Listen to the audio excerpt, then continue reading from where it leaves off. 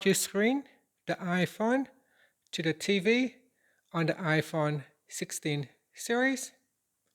Now first on the iPhone, let's go back to the home screen by swiping up. Then we're going to swipe down at the top. Here, I'm going to first disconnect my screen mirror. So I will stop that. And in the control center, tap on the Add button at the top.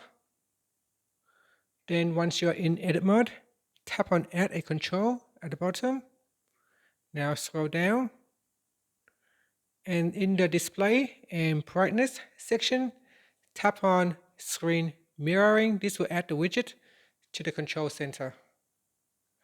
And then swipe up. And then swipe up again to go back to the home screen.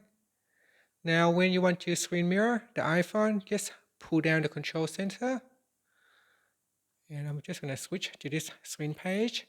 And then tap on this icon. It's the double rectangle icon. So tap on it. And from the screen mirroring list, if you have a compatible device, such as the Samsung Smart TV, you can tap on it. Make sure you turn on the TV first if you want to screen mirror to your TV. If you want to screen mirror to your Mac computer, make sure it is switched on first. Okay, so it's just tap on that. And now it will connect. And on the TV, there it is. So I can now open up pictures, photos, and that will show on the display on the TV. So I can zoom in or zoom out. I can go back in my photo library and have a look at these pictures here. There. So let's take a look at these pictures. I can zoom right in and we can view the details from one of the image that I have captured previously.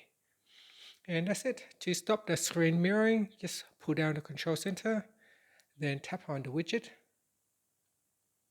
and then tap on stop mirroring. And that's it. Thank you for watching this video.